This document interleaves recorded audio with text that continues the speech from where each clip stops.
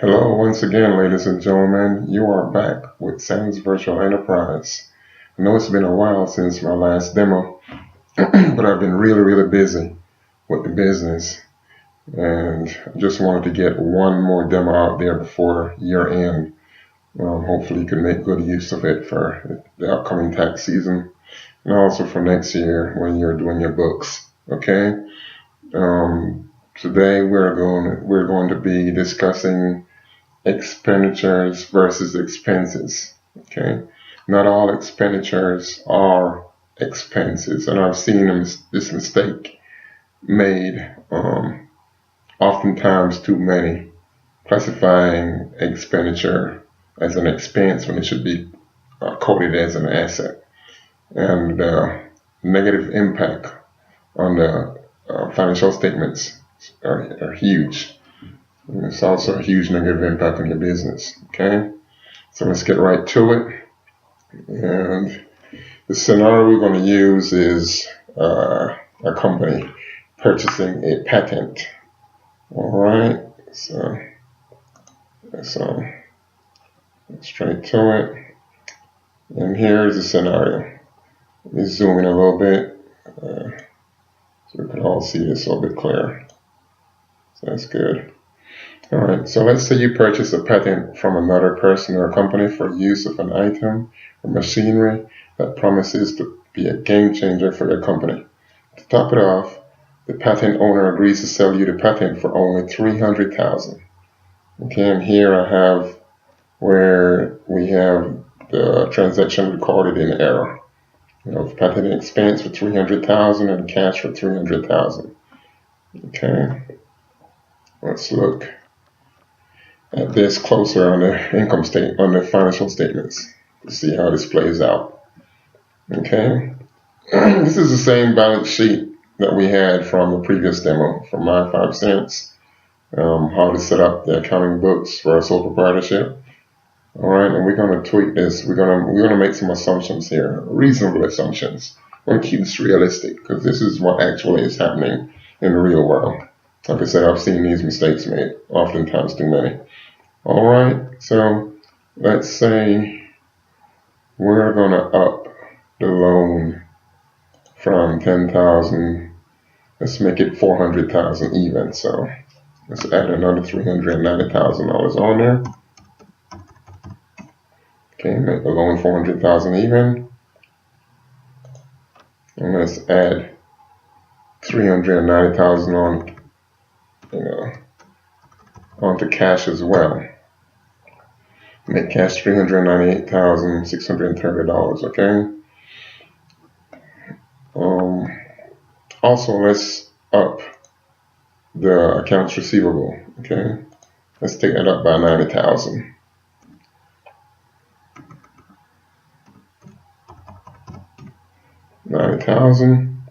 And let's go to the income statement. The corresponding account, sales account, has to increase by 90,000 as well. Okay. All right, there you go. Wow, we're making a net income in this scenario. I like this scenario already. All right, let's make it interesting. So in this case, we have a net income of $89,880. All right. So these are the assumptions before before the patent transaction. All right. Now, remember the patent is $300,000, so we're going to decrease cash by $300,000.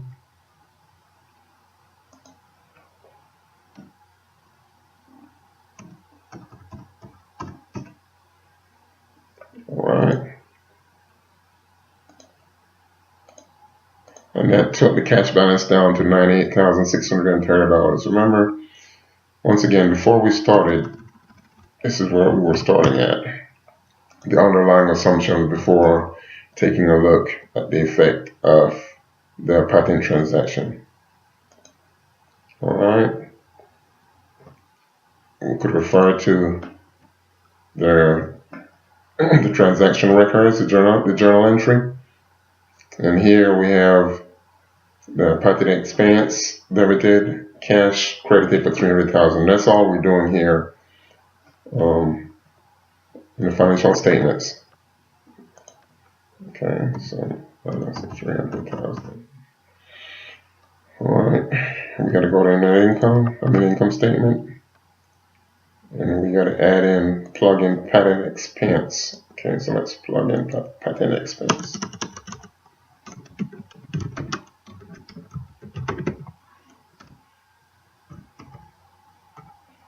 For 300,000. Okay. And now we have a net loss of $210,120. All right, that's what happens when you record those type of transactions in error.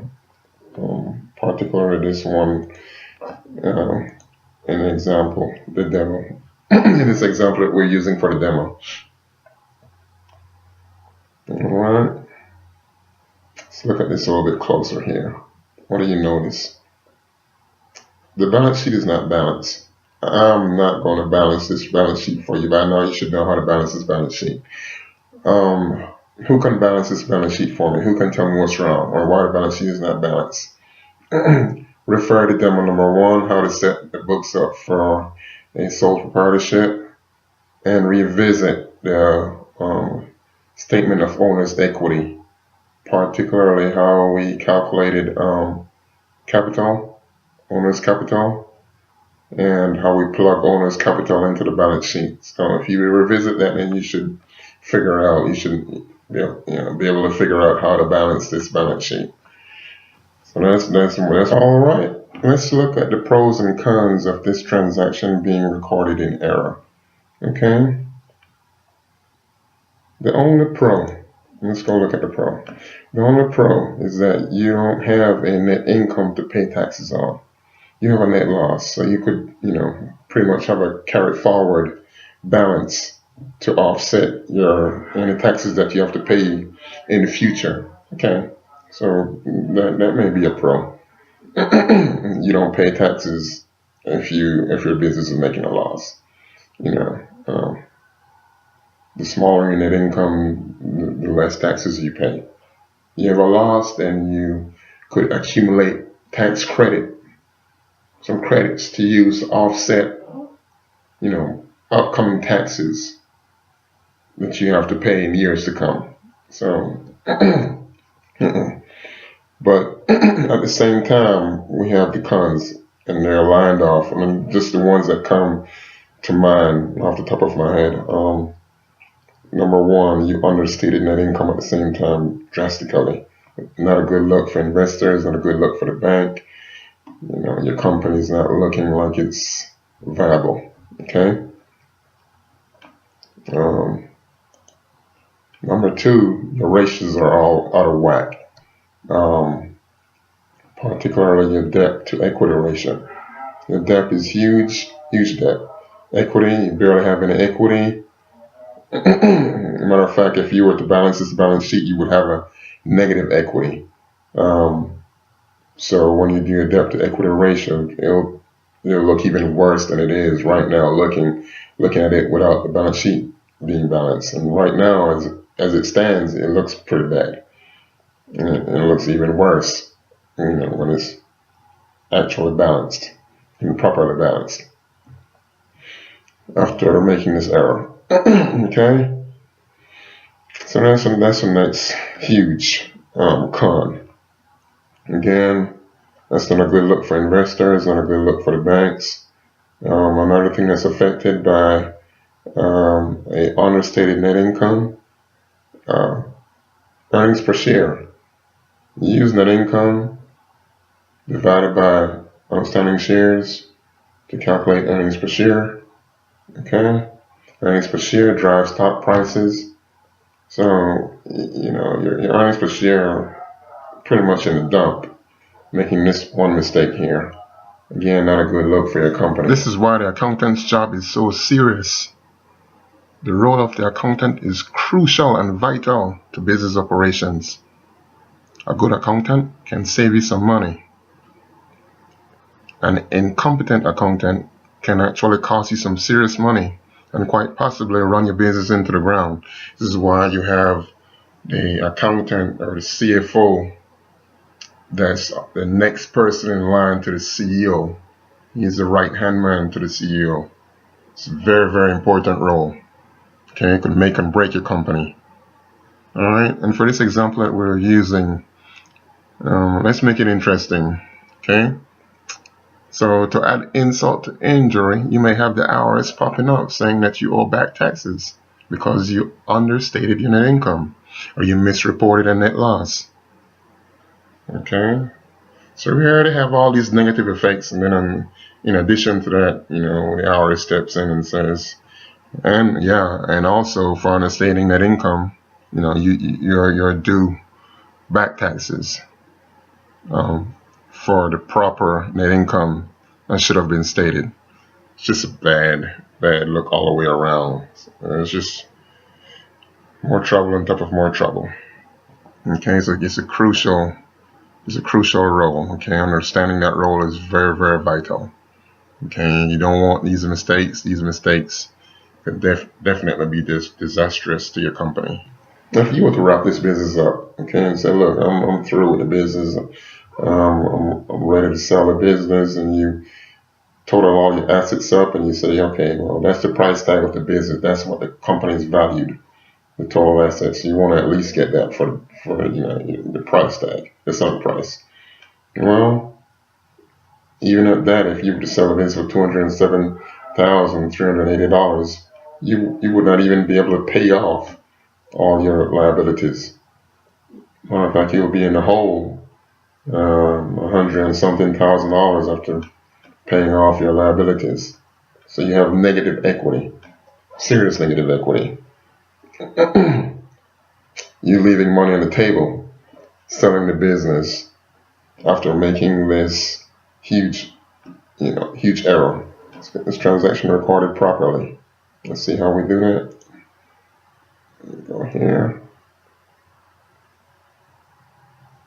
On the proper entry in year one, still record debit patents and credit cash. Debit patents for $300,000, credit cash for $300,000. Okay. And that's it. That's the only thing you have to do for year one. I know it's going to change come year 2, year 3, and other upcoming years. Okay, amortization is going to kick into play. Well, let's look at the effect on the balance sheet when recorded properly. Okay, we still got to subtract the $300,000 because we still got to pay for the patent. But at the same time, we need to add patents as a long-term asset. Okay.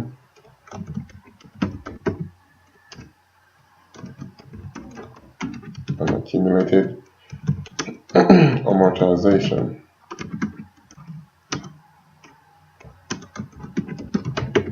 Patents. Okay. So patents for $300,000.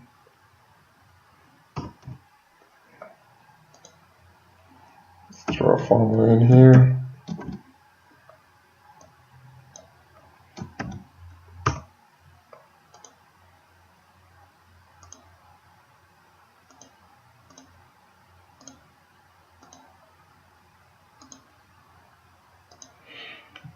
Okay.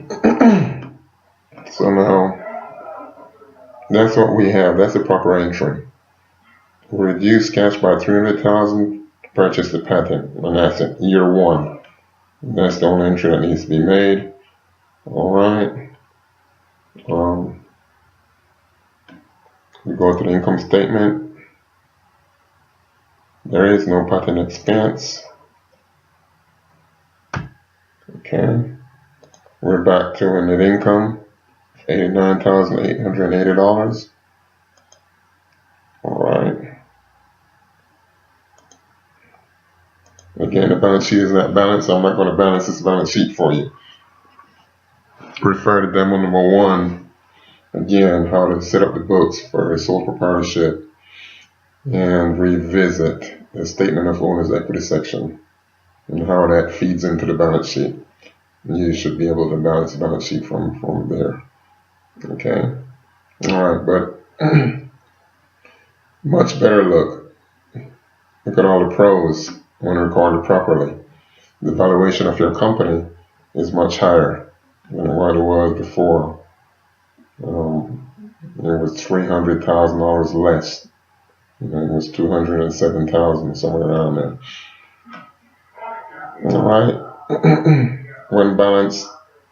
When you have this balance sheet balance, your debt to equity ratio will look better.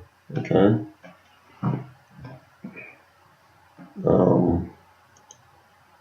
Income statement, you're making a net income now, a profit.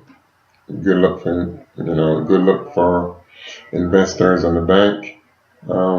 If you were to seek funding or seek a loan from the bank, and the bank said, okay, well, let's see the financial statements, so they could make a decision, on your loan application.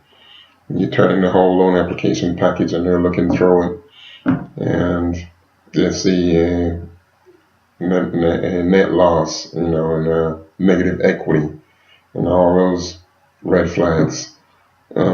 You may not get any type of credit extension from the bank. All right, let's keep it interesting. Let's see what happens in year 2.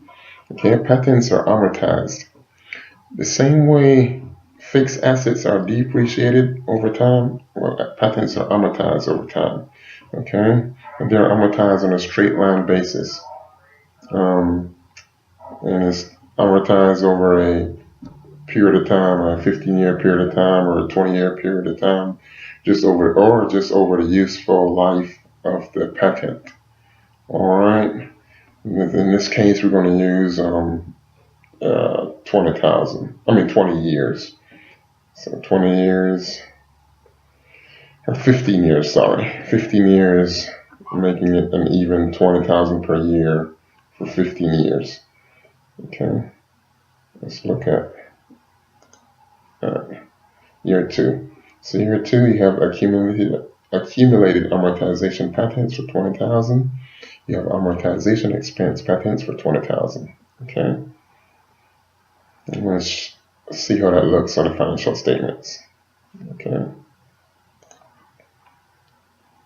Financial statements, for year 2, you're gonna go 20,000 accumulated amortization. So now the patent value is at 280,000 after the first year. And on the income statement, you're going to record patent amortization expense. Patent amortization expense for 20,000. Okay?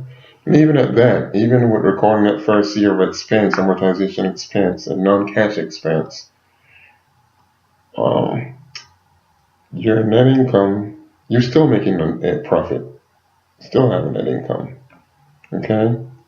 So keeping your ratios intact once again, your earnings per share, your debt to equity ratio, your debt to income ratio, all those good old ratios that banks and investors look at when extending you credit, when deciding whether to invest in your company, and so on and so forth. Okay?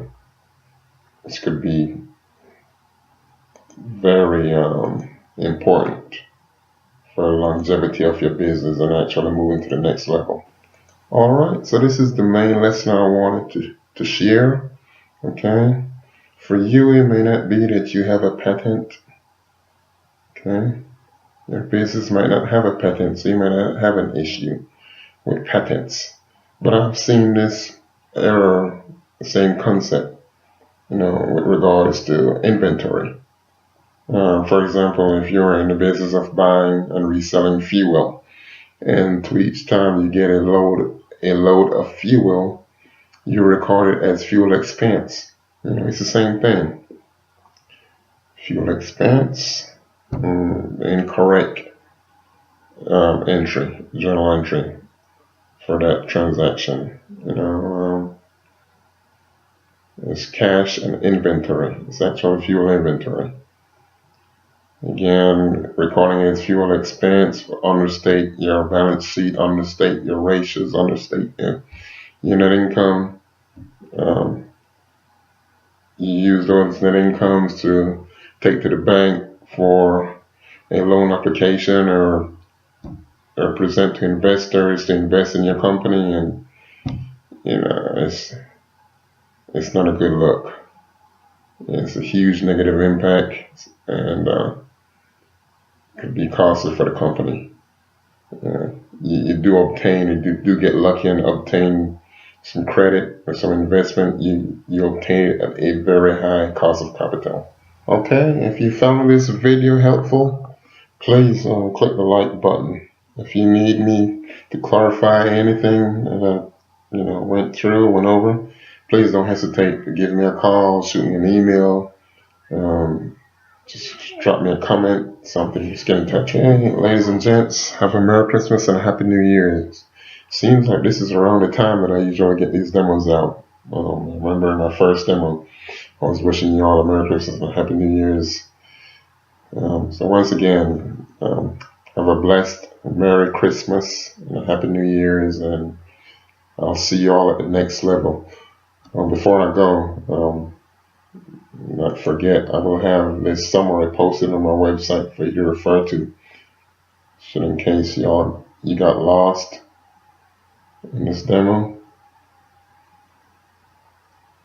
and if you just need to refer back to it for it to sink in.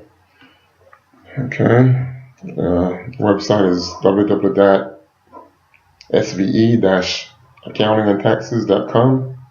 Okay, Sam's Virtual Enterprise. Okay, until next time, see you at the next level. Forward.